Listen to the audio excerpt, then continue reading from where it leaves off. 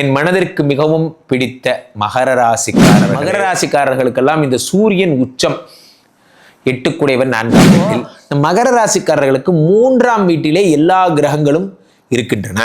3ஆம் வீட்டிலே எல்லா கிரகங்களும் இருக்கும் பொழுது என்ன பலன்? 4ஆம் இடத்திலே இத்தனை கிரகங்கள் உச்சமடையும் பொழுது என்ன விதமான பலன்கள் ஏற்படும் என்பதை நீங்க புரிஞ்சுக்கணும். 4ஆம் இடத்துல உலகெங்கிலும் இருக்கும் ஜோதிடர் யுகம் நேயர்கள் அனைவருக்கும் வணக்கம். நான் உங்கள் ராம்ஜி. என் மனதிற்கு மிகவும் பிடித்த மகர ராசிக்காரர்களே, மகர ராசிக்காரர்களுக்கெல்லாம் இந்த சூரியன் உச்சம் 8 4ஆம் வீட்டில்.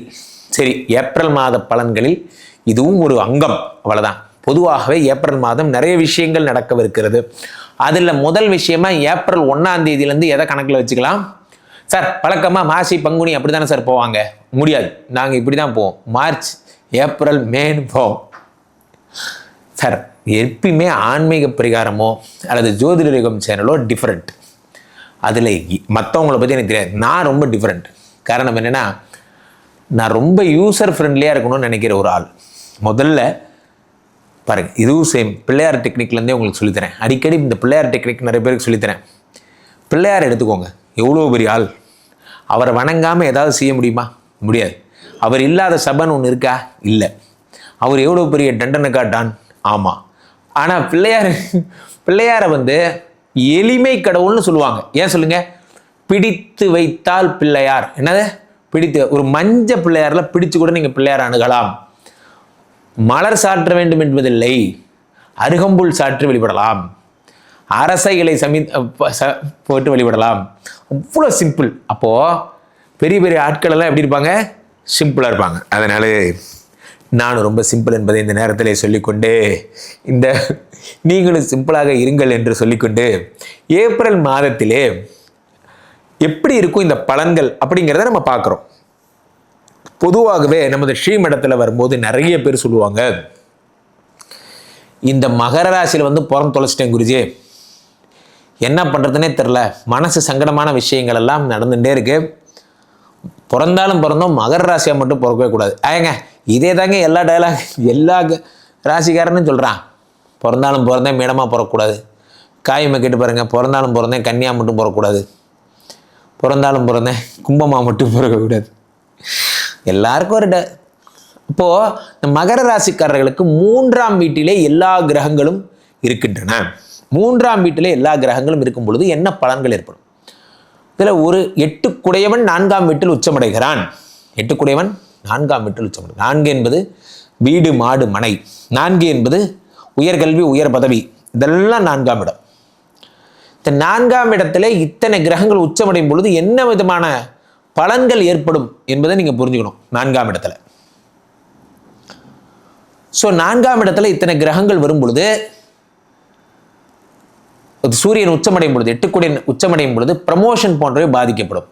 5ஆம் வீட்டிலே குரு பகவான் வருகிறார். மகர ராசிக்காரர்களுக்கு சுக்கிரனுடைய வீட்டில் குரு, குருவுடைய வீட்டில் சுக்கிரன் பரிவர்த்தனை. 5 குடையவன் 3ஆம் வீட்டிலே மறைகிறான். 3 குடையவன் 5ஆம் வீட்டிலே இருக்கிறான். இப்போ என்ன ஆகுதுன்னா, பிள்ளைகளுடைய படிப்பிலே மிகவும் கவனமாக இருக்க வேண்டும்.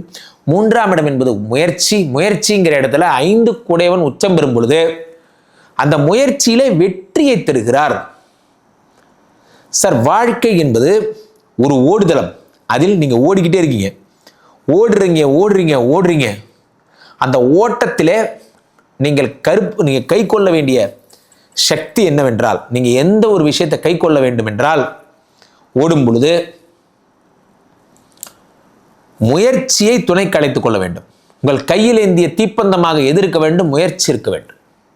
அறியாமைக்கான இருளை அகற்றும் பொறுப்பு முயற்சியுடையது. அந்த முயற்சி செய்யும் அந்த இருளை அகற்றுவதை.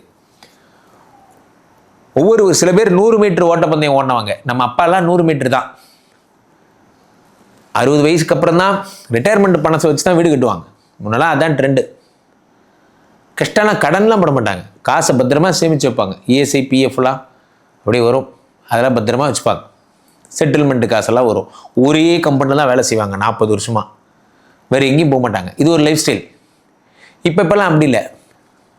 ஒரே மாதத்தில் அது மீடியாக்காரங்கள்லாம் நான் பார்க்கும்போது ஆச்சரியப்படுறேன். ஒரு வருடத்திலே 2-3 மீடியா மாறிடுறாங்க. டக்கு டக்குன்னு மாறுறாங்க. இளைஞர்கள் இன்று எனக்கு வேணுங்கிறத எனக்கு வேணும், எனக்கு வேணும்னா தூக்கி போட்டுறாங்க. அவ்வளோ ஃபாஸ்ட் ஆயிட்டாங்க. ஸோ அப்போ என்ன ஆகிறது என்று பார்த்தால் நாம் புரிந்து கொள்ள வேண்டியது ஒன்றே ஒன்று தான். நம்ம என்ன விஷயத்தை நம்ம தெளிவாக புரிந்து கொள்ளணும் அப்படின்னா என்னது, இந்த 5 குடையன் 3ஆம் வீட்டிலே இருக்கும் பொழுது முயற்சியில் வெற்றி. அந்த 100 மீட்டருங்கிறது நம்ம அப்பா ஓடுனது. இப்போ நம்மெல்லாம் மராத்தான் ஓடிட்டு இருக்கோம். கடைசி வரைக்கும் ரன் பண்ணிக்கிட்டே இருக்கணும், நமக்கு ஓய்வே கிடையாது.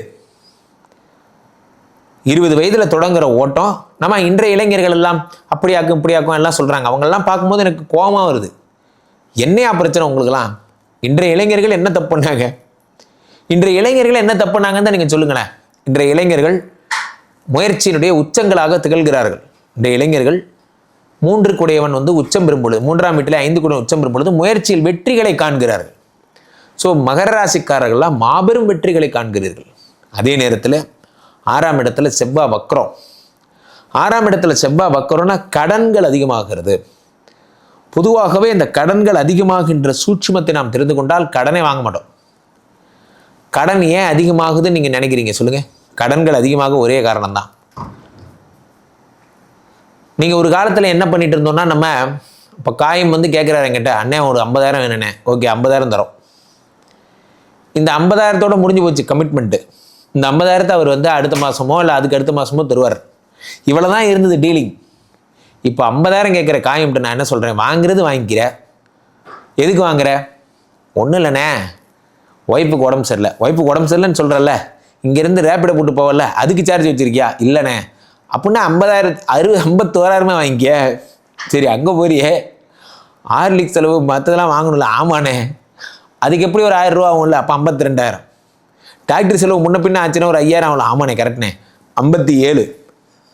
அதெல்லாம் பண்ணியே அங்கே ஒரு 2-3 நாள் ஸ்டே பண்ண சொன்னாங்கன்னா பெட் சார்ஜ் ஆகும்ல. ஆமாண்ணே கரெக்டுண்ணே, அப்போ ஒரு 65. அண்ணன் நிறையா காசு வச்சிருக்காரு போலருக்கே. ஆச்சுண்ணே ஒரு ரூபாயை கொடுத்துருண்ணே, 1,00,000 ரூபா. 50,000 வாங்க வந்தவனே இந்த வேலையை தான் உங்கள் பேங்க் செய்யுது. நான் கேட்டது என்னமோ 1,00,000 ரூபாடா. 10,00,000 ரூபாயை கொடுத்து விட்டேன் நான், கடங்காரன் ஆக்கி விட்டு 10 வருஷத்துக்கு இஎம்ஐ கடை விட்டானுங்க. நானும் அந்த 10 லட்சத்தை வாங்கி நான் என்னமோ சம்பாதிச்ச காசு மாதிரியே. நான் ஆடுற ஆட்டம் என்ன போய் ஒரே விருந்து தான். குலதெய்வத்துக்கு கடா வெட்டி கோயில். எதுக்குடா இந்த பந்தா? கையில் காசு இருக்குல்ல, அந்த லோனு காசு இருக்கிற வரைக்கும் உங்களை செலவு பண்ணுவீங்க. லோன் காசு முடிஞ்சதுக்கப்புறம் 10,000க்கு 10,00,000 ரூபாய்க்கு லோனு கட்டுவீங்க பாருங்க. வாழ்க்கையினுடைய இன்னொரு பாகத்தை அப்போ காண்பீங்க. யோ இது நான் என்னமோ 1,00,000 ரூபா கேட்டு அப்பயே முடியாது, நிம்மதியாக தூங்கியிருப்பேன். டெய்லி மத்தியானம் ஆனால் பேங்க்காரன் வந்துடுவான், நீங்கள் டியூ கட்ட வேண்டிய கடைசி நாள். ஐயோ அண்ணே நாளைக்கு வாங்கண்ணே. உங்கள் பொழப்பு புரியுதா? 6ஆம் வீட்டில் செவ்வாய் வக்கரமாகும் பொழுது தேவையற்ற கமிட்மெண்ட்டை உருவாக்கி கடன் வாங்க வைக்கும். சார் 1000 ரூபா கொடுத்தா பக்கத்தில் இருக்கிற ஜிம்முக்கு போய் எக்ஸசைஸ் பண்ணலாம், நம்ம பண்ண மாட்டோம். அப்போ தான் அமேசானில் புக் பண்ணி 16,000 ரூபாய்க்கு வீட்லேயே ஜிம்மு. ஆமாம், வீட்டில் இருக்கிறதே மொத்தம் 750 ஸ்கொயர் ஃபீட்டு, இதில் ஜிம்மு வேறு. அதில் பெஞ்சு தம்பிள்ஸு, அதில் கீழே போட்டால் கீழட்டுக்காரங்க வேறு பிளாட்டுக்காரங்க சவுண்டு கேட்கும். யோ நீ எக்ஸசைஸ் பண்ணுறேன்ட்டு தம்பில் கீழே போடாத. 6ஆம் வீடு அப்புறமா அதை ஒன்றுக்கும் பாதிக்குமா? 6ஆம் வீட்டில் செவ்வாய் வரும்பொழுது தண்டத்துக்கு செலவு பண்ணுறது. என் ஒய்ஃபுள்ள ட்ரெட்மில் வாங்கி வீட்டில் வச்சுருக்கா. சொன்னால் வெக்கக்கேடு 25,000 ரூபா சார். ட்ரெட்மில் வாங்கி வீட்டில் வச்சுட்டு தொடர்ந்து 1 மாதம் ட்ரெட்மில் பண்ணோம். இப்போ வீட்டில் பனியனு ட்ரெஸ்ஸு வெளியே மழை பெய்ஞ்சு அதில் தான் காய போடுறோம்.